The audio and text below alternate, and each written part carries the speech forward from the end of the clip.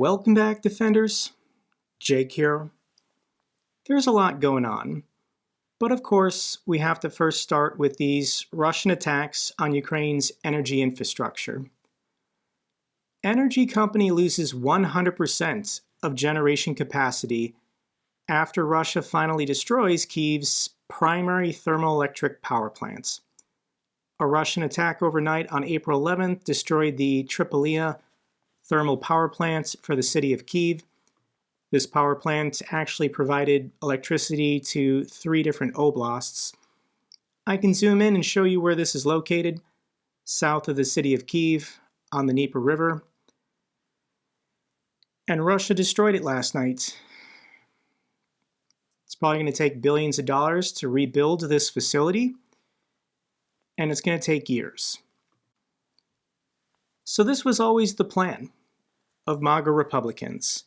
Funding ran out on October 1st, and Speaker Johnson for over 6 months has been blocking a simple up or down vote, a vote he knows will pass. He's just doing what Donald Trump is telling him to do, and destroying all these power plants, destroying the dams, destroying hospitals. This is the plan. This is what they want. Let Russia destroy whatever they want to destroy, kill whoever they want to kill, take whatever they want to take. Here's the flight path showing all the missiles and drones from the attack last night. You can see this concentration south of the city of Lviv. I'm guessing there's defense production occurring here. Artillery factories, drone factories. Ukraine doesn't have the air defense missiles anymore. Ukraine is basically defenseless to these drone and missile attacks. So I have to share a story, I have to share a face. This is a Ukrainian woman. On Twitter, she goes by the name Oxy. And here's her video post from this morning. Yeah, everything will get better. Everything get better. No, it won't. World don't give a shit about Ukrainians. Because if world would care about Ukrainians, this fucking war would not even start. If the world would care about Ukrainians, they would give, the first things what Ukrainians would get from allies. Air defense. There's so many air defense all worldwide. There's so many air defense NATO countries has. But you know what? Ukraine don't get them. Despite the fact they know how the fuck Ukraine would be destroyed because we don't have air defense. We don't get it. If I was a Ukrainian living in Ukraine, I don't think I could be as restrained as this Ukrainian woman is. This was a hospital in Kharkiv. Russia is going to destroy every hospital in Ukraine to kill as many Ukrainians as possible. This is a genocide. That is Russia's objective. Here's another post from Kate from Kharkiv. I'm going to share her story from today. We live under constant threat. Our hospitals lie in ruins. Schools are destroyed. Russia turns our homes into graves. Children are slaughtered in barbaric acts of terrorism. Nowhere is safe for anyone. Our infrastructure is systematically targeted while the Russian propaganda machine celebrates Kharkiv's de-electrification. Imagine what that means. Millions losing their homes, their life's work, everything they own, destroyed by the sheer hatred and bloodlust for daring to refuse to bend the knee.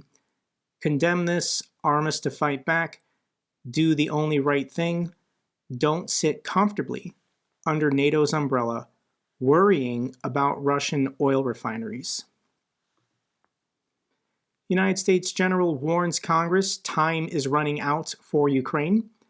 The top U.S. general in Europe told Congress on Wednesday that Ukraine will run out of artillery and air defense in a fairly short order without U.S. help, leaving them vulnerable to defeat.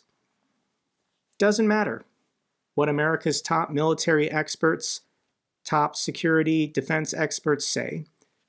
MAGA Republicans are ignoring all of them, instead watching RT News and listening to the Kremlin. And I know people want to be upset at Biden. It's easier to be upset at the president, the commander-in-chief, the guy who's supposed to be leader of the free world. But every day, Biden urges MAGA Speaker Mike Johnson to just schedule a vote. Biden urges House votes on Ukraine aid as Republican chief stalls. The funds pass the Senate, but have languished for months in the House, where Johnson, leading a razor-thin Republican majority, has refused to bring a vote to the floor. And people are saying, why isn't Biden doing more? Here it is, October 19th of last year. Funding ran out on October 1st. Biden gave a primetime address to the nation, urging Republicans in Congress to pass additional military aid for Ukraine. He then did it again in December, a nationally televised address to the American people, begging Speaker Johnson in Congress to just schedule a vote. Doesn't do anything. MAGA Speaker Johnson only listens to Donald Trump, and Donald Trump wants to destroy Biden because it's an election year. And I wish the allies could do more.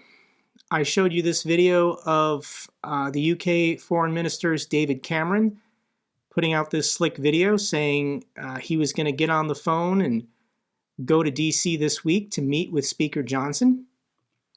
Well, David Cameron went to Mar-a-Lago. He went to Florida to meet with Trump in person, and it didn't go well. David Cameron wanted to make the case why Trump should approve military aid for Ukraine, tell Speaker Johnson to schedule a vote, and Trump told him to get lost. Trump favors Russia. There's no pictures or videos from this event because Trump didn't allow it. And this is insane. After the British Foreign Secretary was not even granted a meeting with Speaker Mike Johnson, the Speaker of the House is refusing to meet with David Cameron, the British Foreign Secretary. I'm going to pause for a second because this is insane. The term special relationship was coined by Prime Minister Winston Churchill as early as 1944 to describe the close allyship and cooperation between the United States and the United Kingdom. Except for maybe Canada, there are no two nations closer in the world than the United States and the United Kingdom. And Speaker Johnson is refusing to meet with the Foreign Secretary because he knows he's going to get yelled at and told to schedule a vote on military aid for Ukraine. And Johnson is working for the Russians. And this is how bad things are in the United States. I'm being 100% serious. The Prime Minister of Japan came to Congress and asked to address a joint session of Congress. So this happened this morning. This is Prime Minister Fumio Kishida, and this is Vice President Kamala Harris on the left, and this body right here is Speaker Mike Johnson. So this is the Prime Minister of Japan begging Congress to do the right thing and defend the international rules-based order, the post-World War II peace that the United States has guaranteed the world.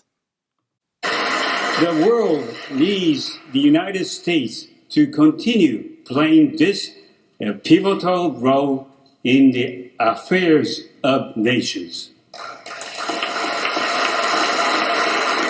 And yet, as we meet here today, I detect an undercurrent of self-doubt among some Americans about what your role in the world should be.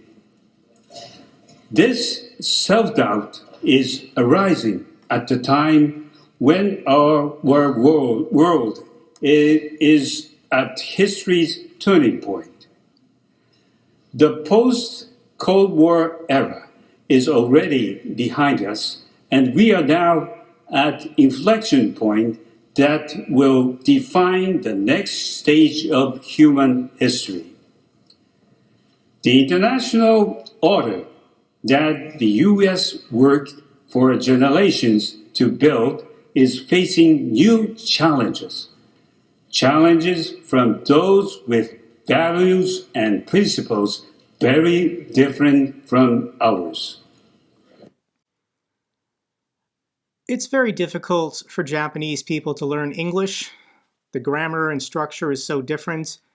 So this is a huge deal for the Prime Minister of Japan to rehearse this speech in English so that he could address Congress. And he's standing 3 feet away from Speaker Johnson, telling him, China is watching.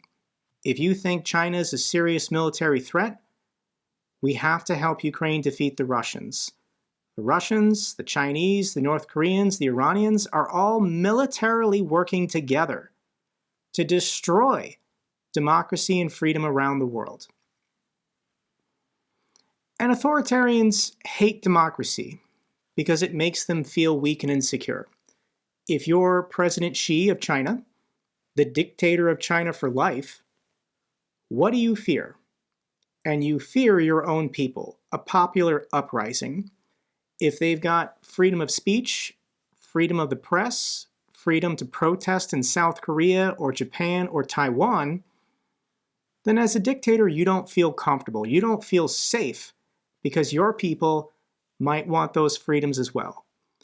So the goal of the Russians, Putin, the goal of the Chinese, Xi, is to destabilize and destroy any democracy in their neighborhood, to crush the idea that their people could ever have these same freedoms in their country.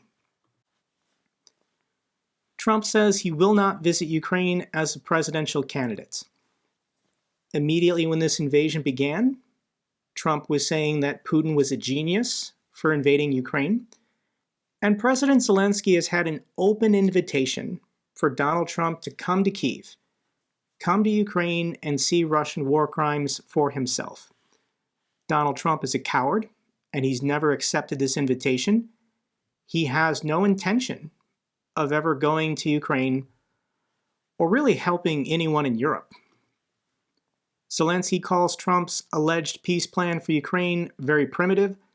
Zelensky emphasized that human lives are at stake, hence the importance of realism and substantive arguments over fantastical notions, while Trump allegedly proposed to surrender Ukrainian Crimea and the Donbas regions to Russia.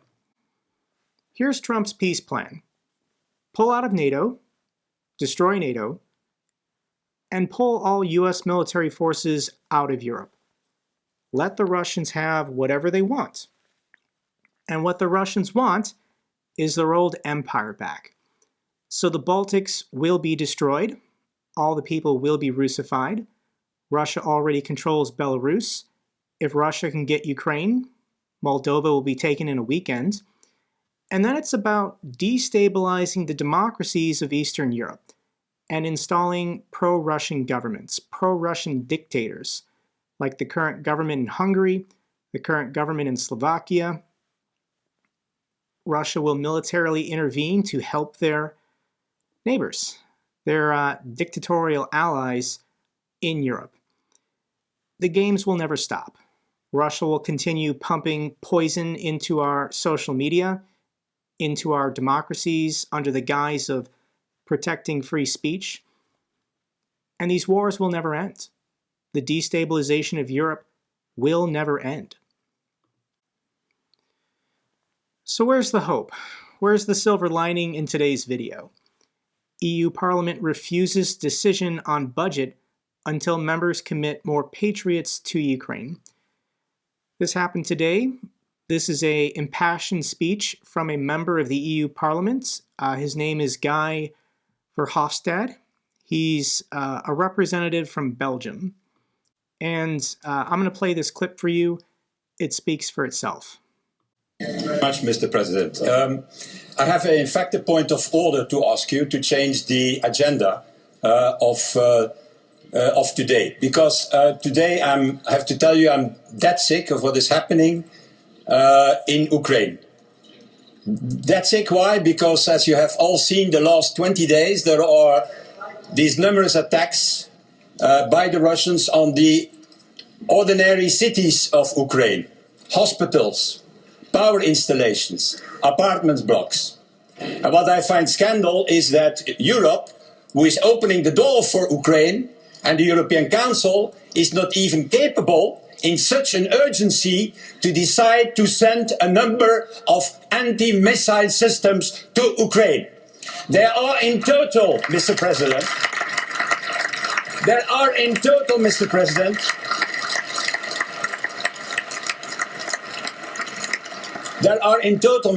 Mr. Borrell told us that 100 of these Patriot systems in Europe. And they ask 7 to protect their cities. And we Europeans, we invite them to come to the European Union, but are not capable to do so. And my proposal to you, Mr. President, is that we in any way, all these discharges of all these institutions, 55 in total, that we put them on the next agenda in Strasbourg. And before we don't discharge them until the Council, who can easily make an agreement on that, do a meeting to deliver these 7 Patriot systems to Ukraine. So in the European Union, there are over 100 Patriot air defense systems. Ukraine is asking for 7. And EU countries are not supplying them. If you're European, I'm sorry, you need to wake the fuck up. Because Russia is not playing around. They're committed to killing millions of people and taking away your freedoms, taking away your democracies. And the United States is not being isolationist. I could understand isolationism. MAGA Republicans, if they win in November, they will be pro-Russian. They will be helping the Russians. People like Marjorie Taylor Greene and Matt Gaetz talking about Nazis and biolabs and how Russia is the defender of Christianity in the world now? I don't know how to sound any more alarmist. So let's talk about the discharge petition. This is the best case in the near term for military aid in the House of Representatives to be passed. In the last 2 days, 3 additional House Democrats have signed the discharge petition. We need to get this to 218. It's currently at 194. We need 24 additional House members to sign this discharge petition, and we can finally get an up or down vote in the House of Representatives. Only one House Republican, Ken Buck, has signed it.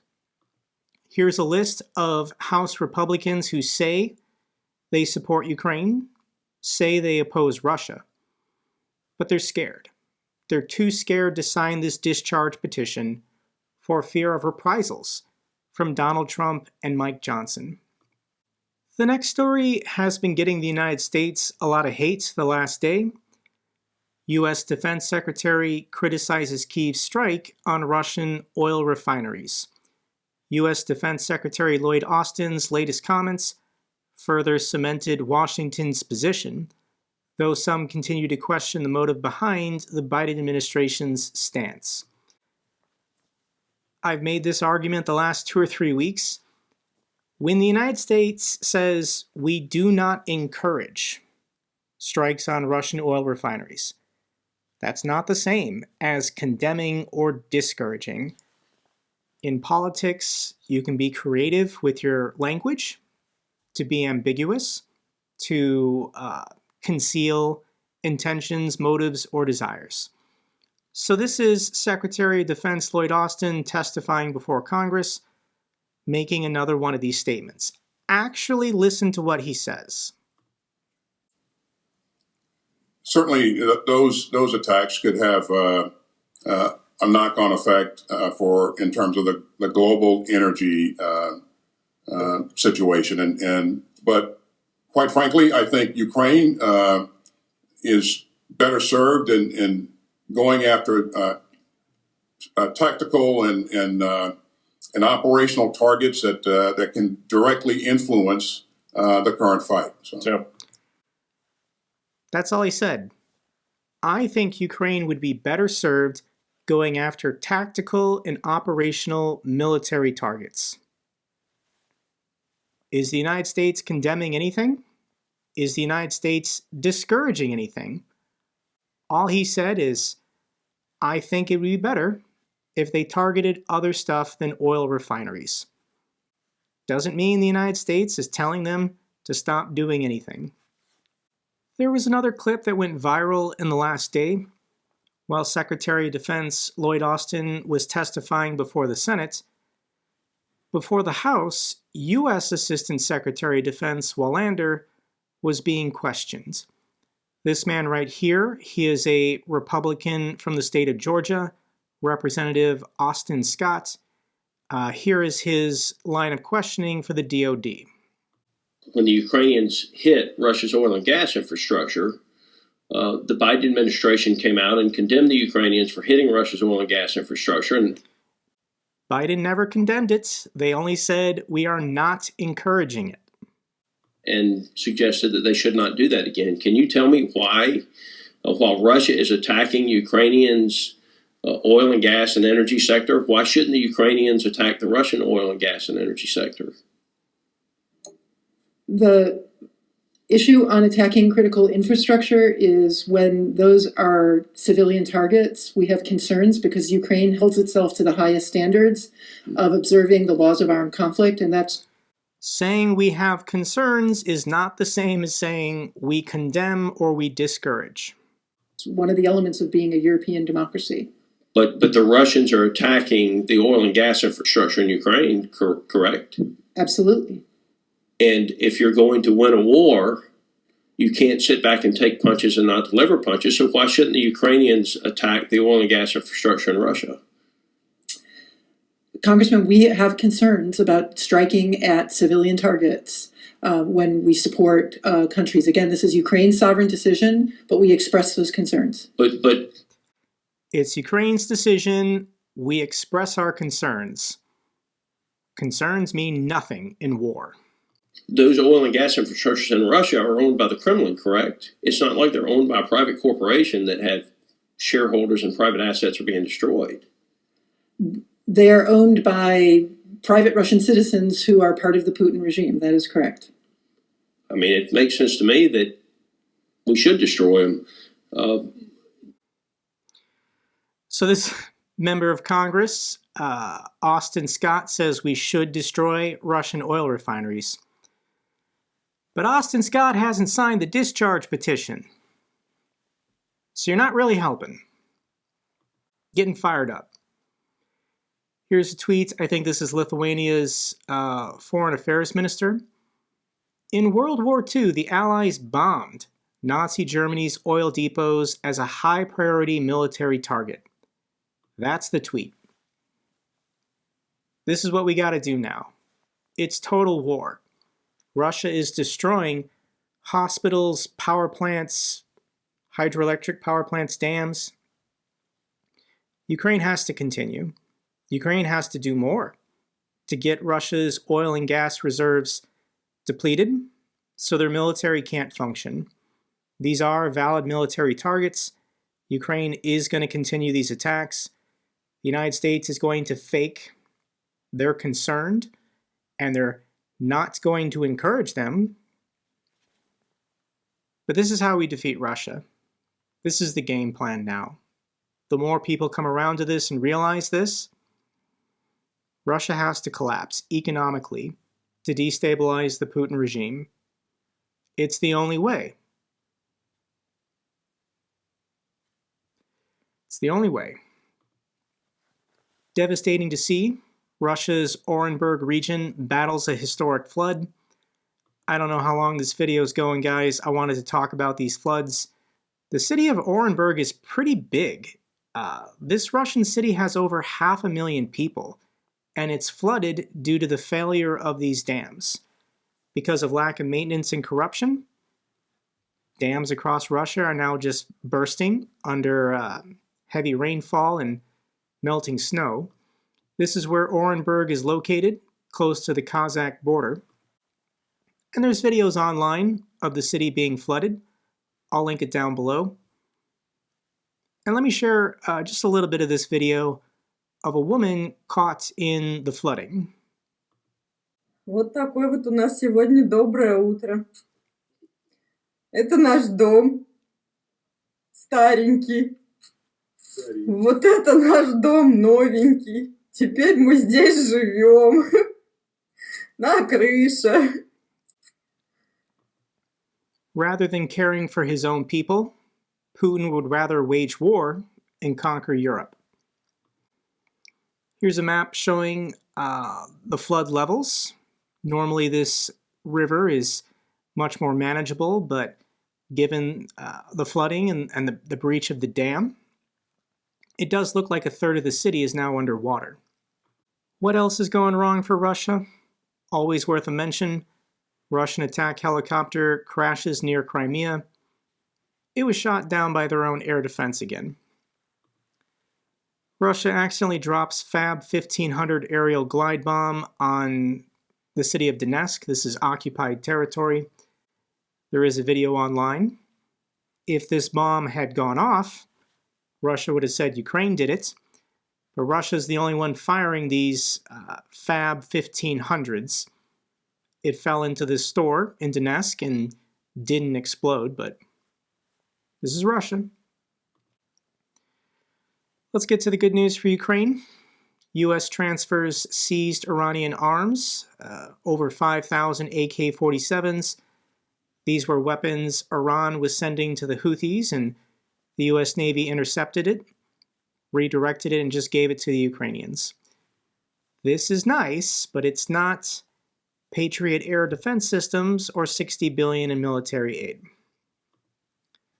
U.S. announces $138 million in sales to bolster Ukraine's Hawk air defense system.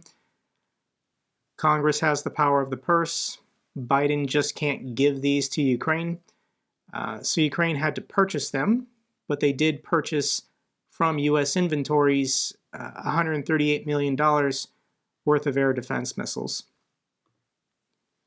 Lithuania provides Ukraine with generators and anti-drone systems. Thank you so much to the people of Lithuania.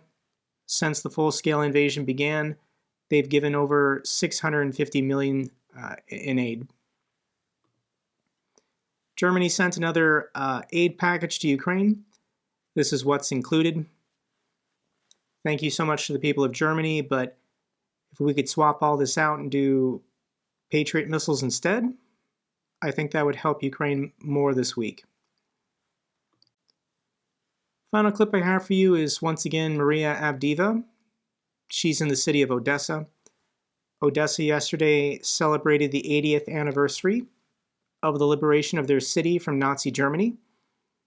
And on the 80th anniversary, once again, they're having to fight off a fascist invasion.